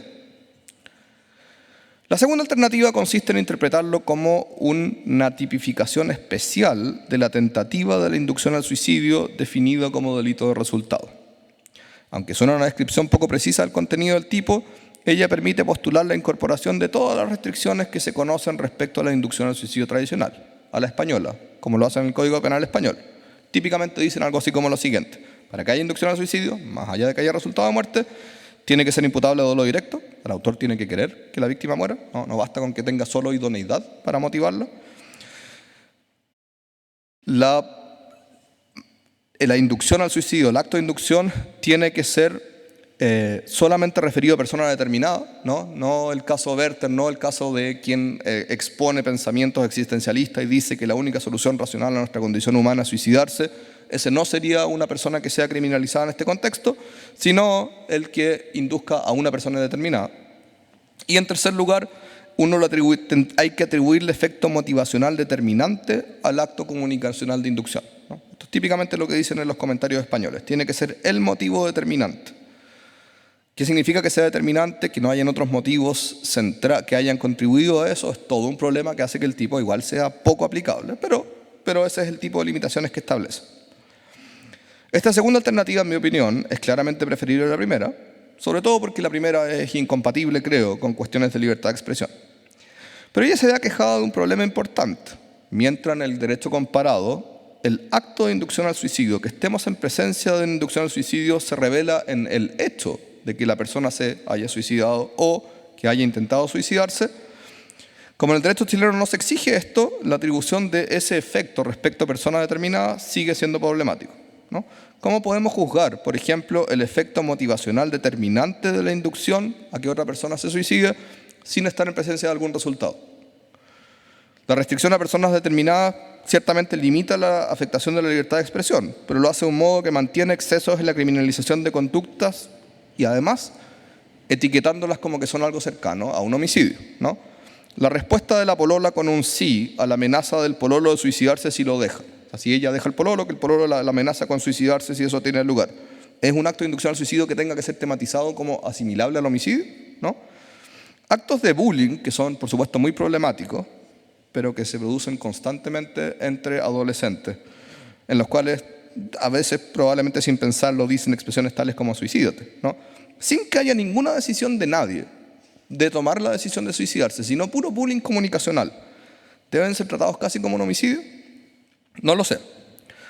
La mejor interpretación que alcanzo a pensar en ese contexto es básicamente convertir la extraña tipificación chilena en una mala expresión de la forma de la inducción al suicidio a la italiana o a la francesa, ¿no?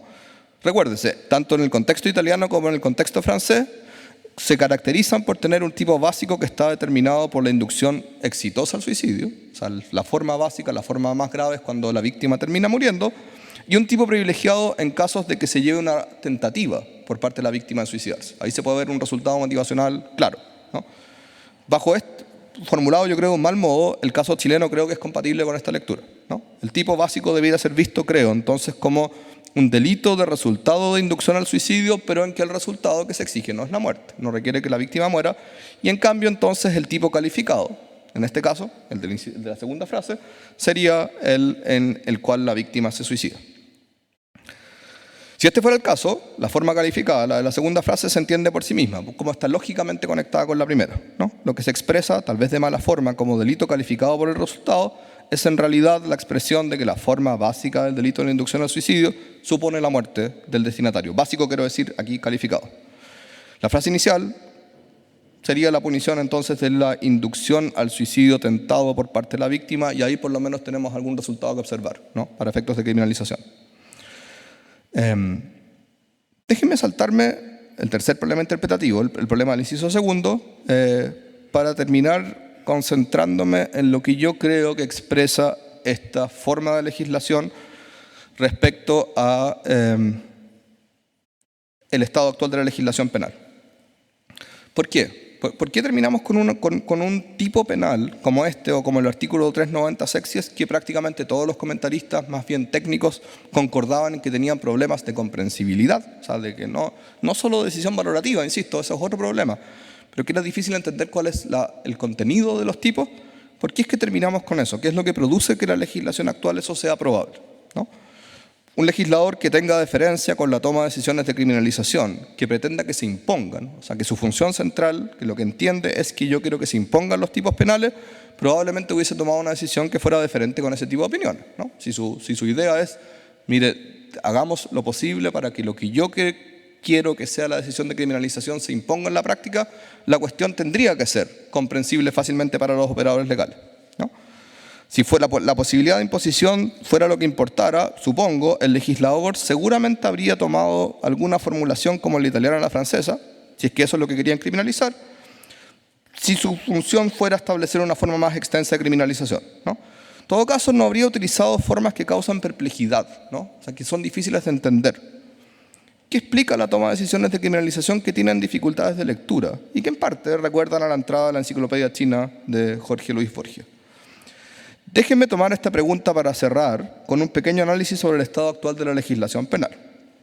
El expresidente del instituto, que no está presente, el profesor Guzmán Dálvora, describió en una columna reciente el comportamiento del legislador en materia penal como una cabalgata punitiva, en el nuevo blog del Instituto de Ciencias Penales, ¿no? El profesor Guzmán da cuenta de que en el último año se ha producido una enorme cantidad de modificaciones al derecho penal, penas cambian para volver pronto al estado anterior, algunas decisiones de criminalización se toman sabiendo que lo que se está castigando ya era punible, caso clásico la ley de sicariato, y todo ello un ritmo frenético, ¿no?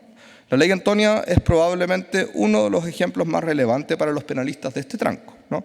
Pero creo que es solamente una muestra de una de las formas en que funciona lo que yo creo que en realidad son tres fenómenos distintos, no es una cabalgata punitiva.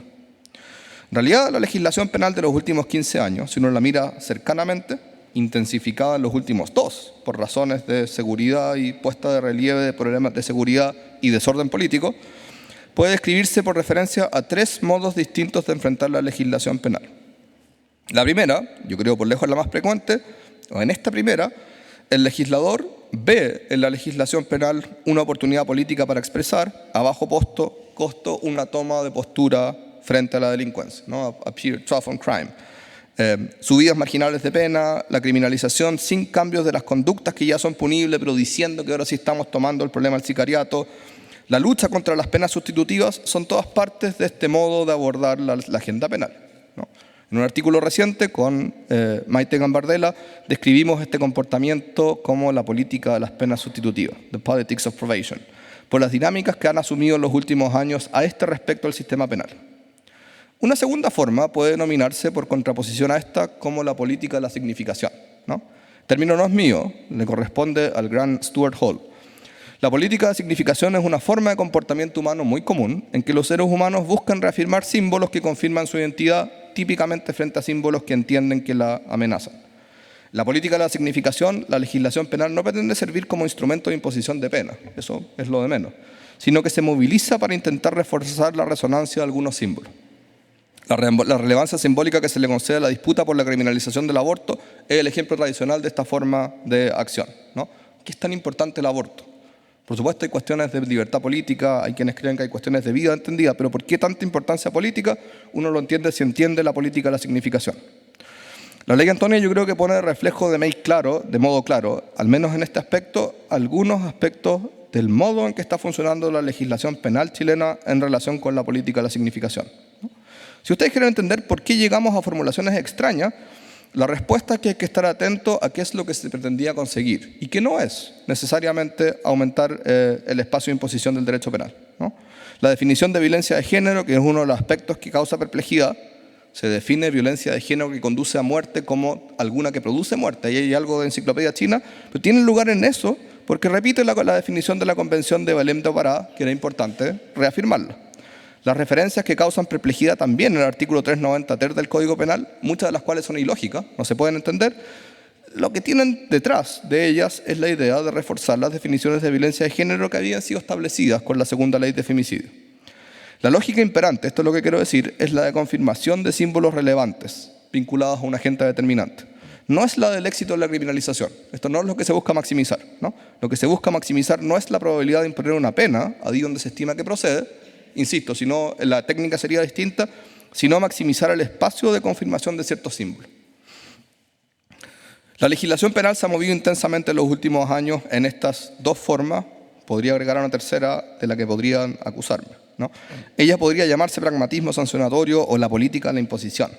El derecho penal aquí ya no es directamente un símbolo para obtener réditos políticos baratos, digamos, para parecer fuerte contra el crimen, o para confirmar ciertos símbolos, ¿no? en guerras culturales. La legislación penal sirve antes para obedecer formas de resistencia a la criminalización efectiva de ciertas conductas. Y ello por influencia en general de modelos internacionales con formas de presión efectiva a su adopción en los distintos países nacionales. Me refiero a esto a la influencia que tiene Gafi, la Convención de Palermo, o la Convención de la OCDE, o la Convención de Naciones Unidas contra la Corrupción, todas las cuales tienen, por así decir, modelos que son obligados a los estados a ser repetidos para la criminalización efectiva de la corrupción, de la delincuencia económica o del crimen organizado. Las tres formas de legislación tienen lógicas distintas, tienen imaginarios distintos de lo que es la ley penal y son típicamente impulsadas por actores distintos. La política de las penas o de las penas sustitutivas tiende a estar asociada centralmente a bancadas de seguridad, ¿no? La política de la significación tiende a estar impulsada por ciertas bancadas, también a ser impulsada por actores de ciertas ONG, de algunas ONG, dependiendo de cuál sea el tema del que se trata. La política de la imposición tiende a ser impulsada típicamente por organizaciones internacionales que representan estrategias de combate del delito, a veces por los gobiernos y sobre todo por agencias administrativas internas. En Chile el Ministerio Público y en algunos casos algunas otras, como no sé, la UAF. Quienes lo procesan son generalmente actores distintos. En el primer caso, comisiones de seguridad, en el segundo, comisiones sectoriales dentro del Congreso, en el tercero, típicamente, comisiones de justicia. Con esto quiero decir, si alguna vez lo fue, la legislación penal ha dejado de ser un fenómeno unitario, ¿no? No creo que uno pueda mirarla como un fenómeno que uno tiene que entenderlo unívocamente cómo va evolucionando. En ella se ha impuesto de modo creciente esta orientación, por lo menos, trinitaria. No puedo referirme aquí en detalle a los méritos o deméritos de cada una de estas formas de acción política. Tampoco creo que sean novedosas. Creo que nos acompañan y cada una de ellas tiene, bueno, no sé si la primera, pero las otras dos, cada una de ellas tiene ventajas y deméritos, ¿no? No todas me parecen a mí dinámicas que sean igualmente problemáticas. Con toda seguridad, sin embargo, nos van a acompañar por buen tiempo. Tal vez la pregunta central, y esto cierro la invitación a pensar sobre los aspectos teóricos de la ley Antonia, es pensar qué hacemos nosotros, ¿no? Académicos que, en parte, estamos acostumbrados a otras comprensiones del derecho penal frente a un derecho penal cuya centro, yo creo que se encuentra en estas tres distintas formas de comportamiento. Muchas gracias.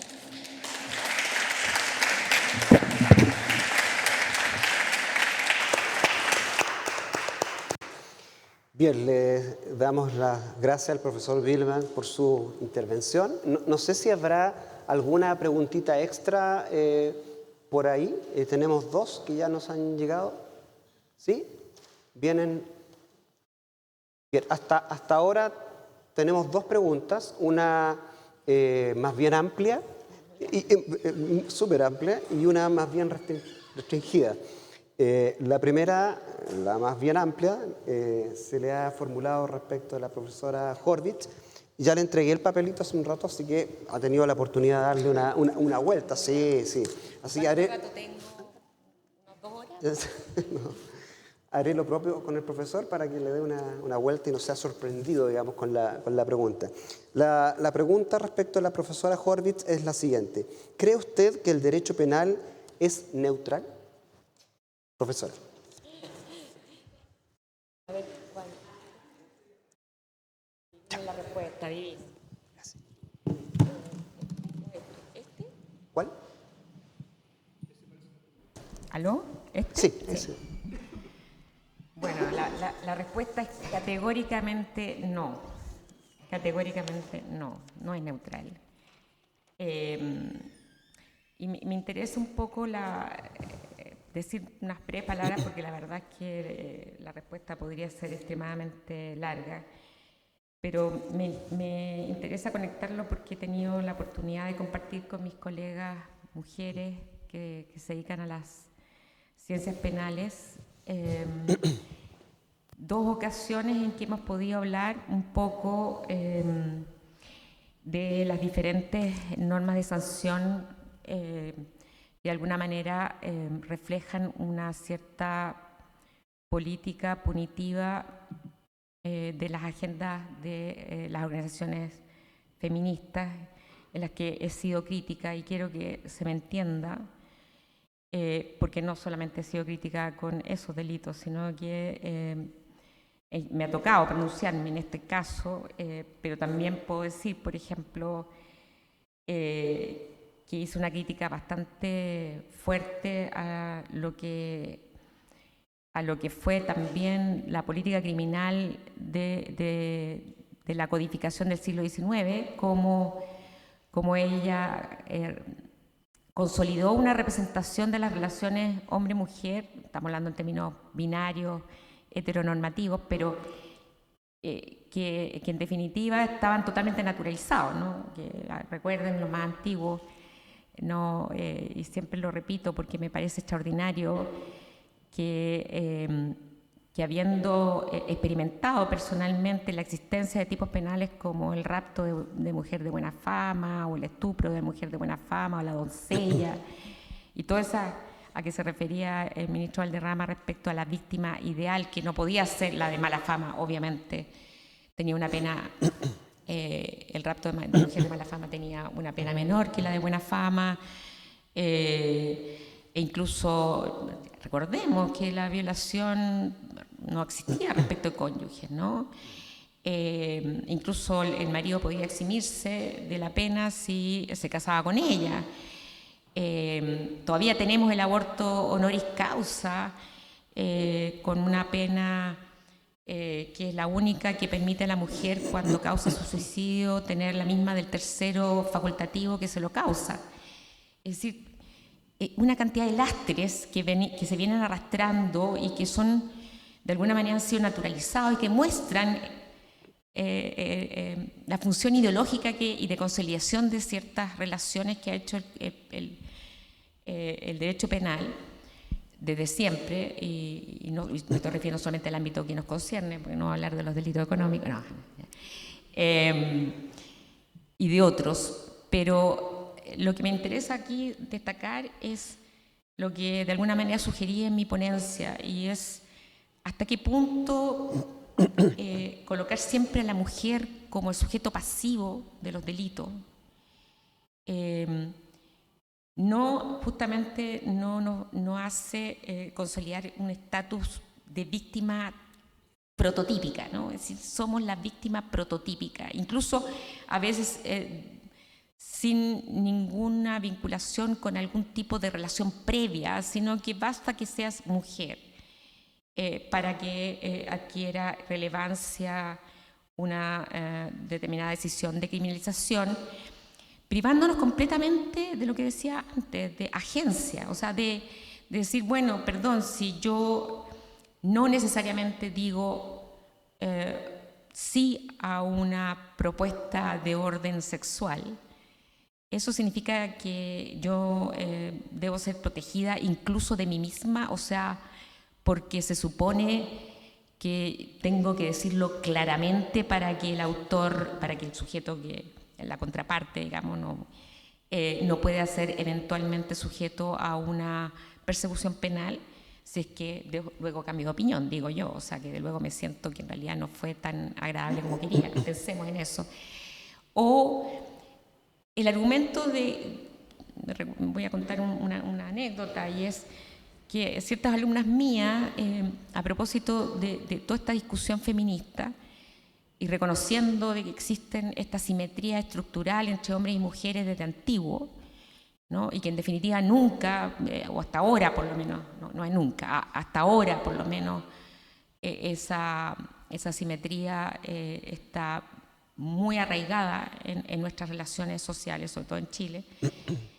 Me confesó, dice que ahora cree de que nunca tuvo realmente una relación sexual consentida, porque siempre estuvo de alguna manera sometida a este patriarcado, y entonces ahora se cuestionaba si realmente había consentido o no, siendo una persona mayor de edad, no estoy hablando de menores de 18 años. Entonces, reflexionemos un poco en eso, hasta qué punto nosotros estamos también utilizando el derecho penal para hacer pervivir una determinada imagen nuestra, que finalmente no, como esta del suicidio femicida, que en definitiva tampoco voy a tener libertad para suicidarme si es que efectivamente hubo alguien que me haya maltratado previamente, porque en definitiva voy a ser una víctima más de estas relaciones profundamente patriarcales y machistas que tenemos en nuestra sociedad.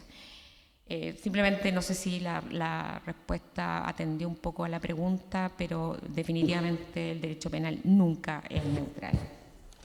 Gracias, profesora. Para el profesor Biderman, la pregunta es la siguiente. Considerando el amplísimo concepto de violencia de género que entrega el artículo 390 sexies, inciso segundo, ¿cree usted, profesor, que debería introducirse restricciones materiales fundadas en los principios limitadores del ius puniendi? Mi problema, muchas gracias por la pregunta primero. El problema central del 390 sexies es que no se entiende mucho en la segunda, no sé si lo tienen por ahí, pero la definición es medio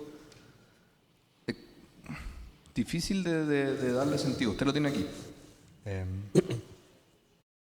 Se entenderá por violencia de género cualquier acción o omisión basada en el género que causare muerte. Esto, insisto, es para efectos de que sirva de base para la toma de decisión del suicidio. Esta es la parte que empieza a causar perplejidad. Que causare la muerte, daño o sufrimiento físico, sexual o psicológico a la mujer, donde quiera que esto ocurra, especialmente aquellas circunstancias establecidas en el artículo 390 ter. Yo no logro darle sentido por completo gramaticalmente a esa expresión, más allá de que es rara la referencia a la muerte para efectos de explicar el suicidio posterior. En el resto, no entiendo, o sea, si quedara hasta daño sexual o psicológico a la mujer, donde quiera que esto ocurra, puede ser. Luego, especialmente aquellas circunstancias establecidas en el artículo 390 ter, es difícil saber exactamente a qué se refieren. ¿Qué se hace esto desde el punto de vista de los principios limitadores del ius puniendi?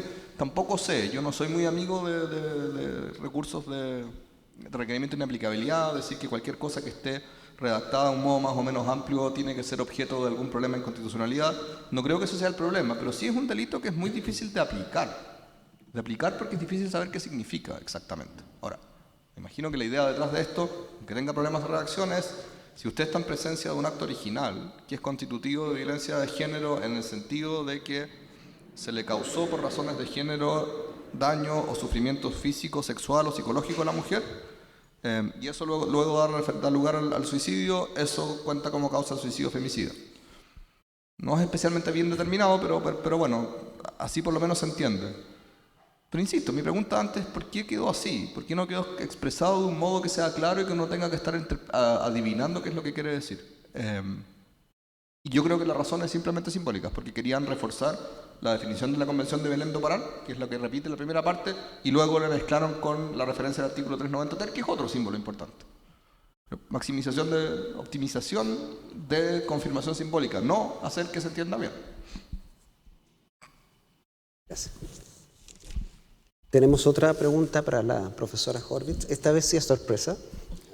La pregunta es la siguiente. Dice: el homicidio de la mujer, pareja, por autoría mediata, usándola a ella como instrumento mediante agresiones constitutivas de violencia física y psicológica, ¿sería subsumible en el tipo de homicidio simple o femicidio? A ver, voy a releerla la parte final. Bien, no, para entenderlas bien. A ver.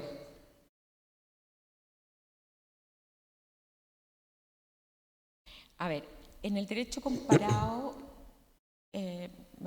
sobre todo en el ámbito anglosajón, hay muchos trabajos que, a propósito de la existencia de la inducción al suicidio, porque existe, así como lo dijo Javier, inciting suicide, ¿no? En Australia, en Estados Unidos, en algunos estados. Ha habido casos incluso, no sé si lo leíste por casualidad, el de Carter en Massachusetts en el año 2017, que además paradójicamente era un caso de una mujer que fue condenada por incitación al suicidio respecto de su pareja varón, o sea, al revés. Un caso que es muy brevemente contado, es de una pareja donde él tenía ciertos rasgos depresivos, donde había intentado suicidarse una vez, tenía 18 años, 19 años, y la mujer lo empuja a través de WhatsApp, a través de correo, viviendo incluso no juntos, sino que en estados diferentes, a que se suicide, ¿no? Le manda una serie de... básicamente, justamente en el sentido más propiamente comunicativo, verbal, porque no vivían juntos. Y eso fue una prueba que fue muy determinante en el juicio, porque finalmente él vuelve a caer en una crisis depresiva. Ella misma hace que el tubo de escape de un vehículo, ¿no es cierto?, el óxido de carbono entre al vehículo, se llena de estos gases tóxicos. Él ingresa, instado por ella, dicho en términos, no puedo decir exactamente cómo, pero lo insta a por fin ya acabar con su vida.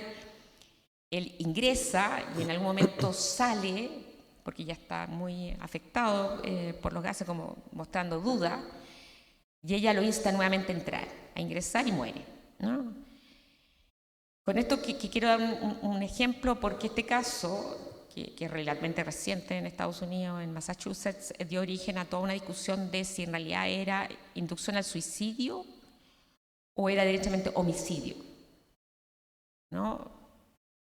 Porque efectivamente pareciera que, justamente como lo señalaba antes, ella se valió de una cierta situación deficitaria de la pareja, ¿no? que además había expresado su voluntad de suicidarse, pero de alguna manera se valió de esa circunstancia,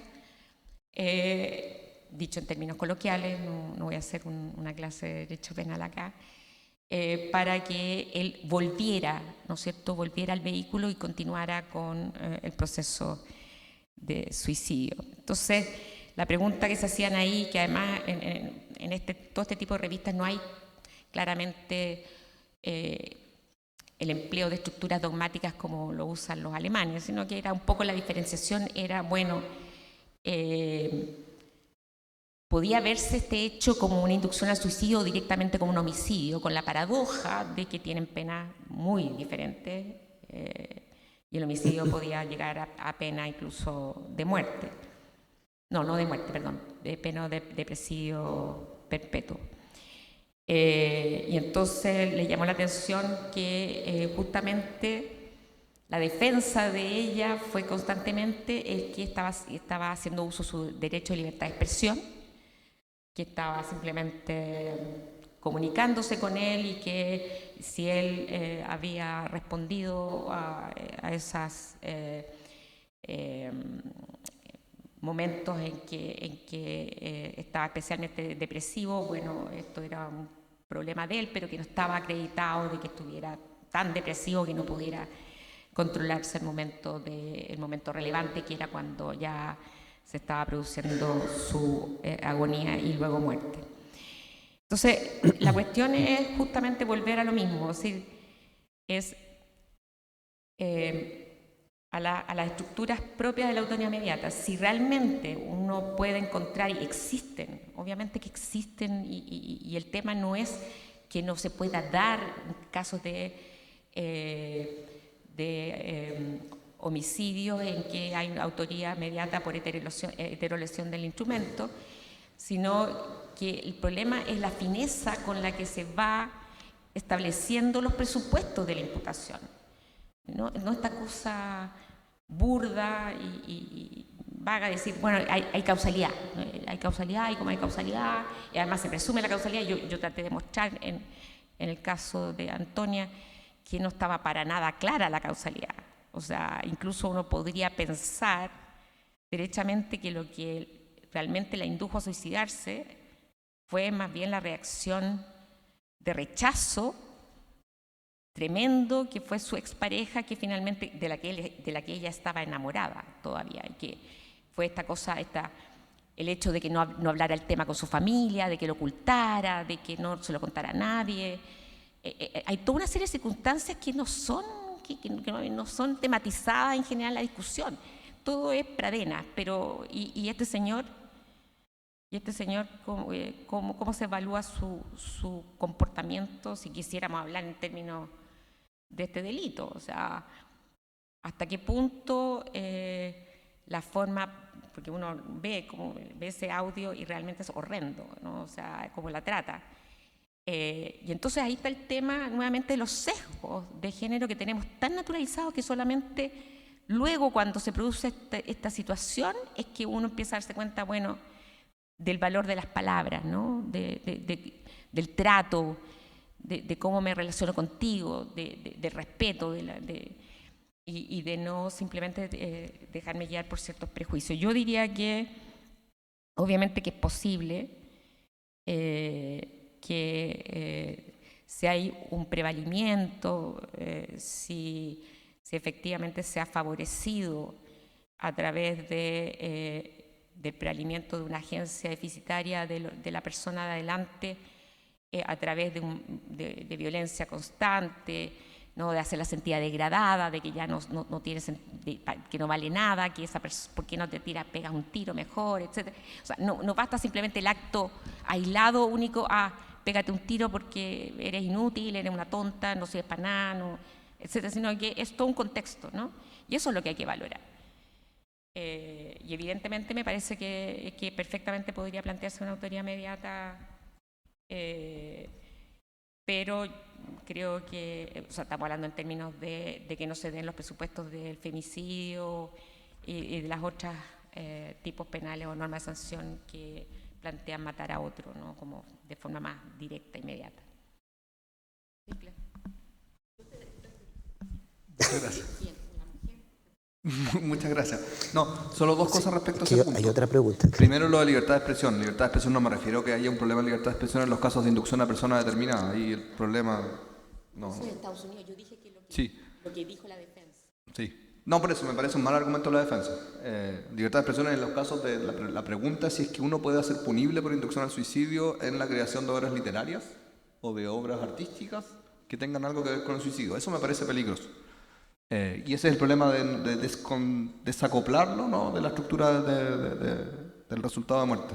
Y sobre la pregunta, si es que es posible imputar homicidio en autolesión, yo creo que evidentemente es posible, pero el problema que tiene la ley Antonia es que ahora yo creo que es indiscutible, tenemos que terminar, yo creo que es indiscutible que ahora con la ley Antonia ese caso es 390 sexis.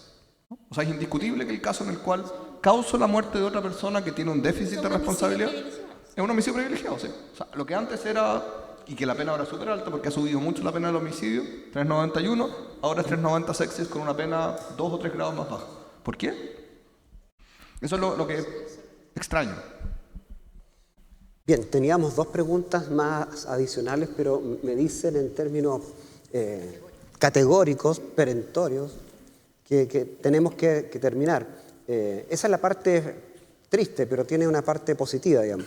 En el primer piso nos está esperando un café y esa es la razón en realidad por la que tenemos que terminar. Yo les agradezco muchísimo el tiempo y la atención que le han dado a nuestros expositores. Sin duda, alguna vez alguien dijo que un seminario era bueno cuando uno salía con más dudas que con certezas, y yo creo que acá pasa un poco eso, ¿no? Y los jueces, cuando tengan que resolver, los jueces y las juezas tengan que resolver casos de esta naturaleza, vaya, van a tener un trabajo duro.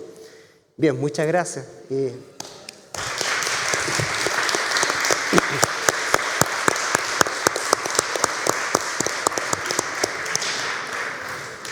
Nos van a poder...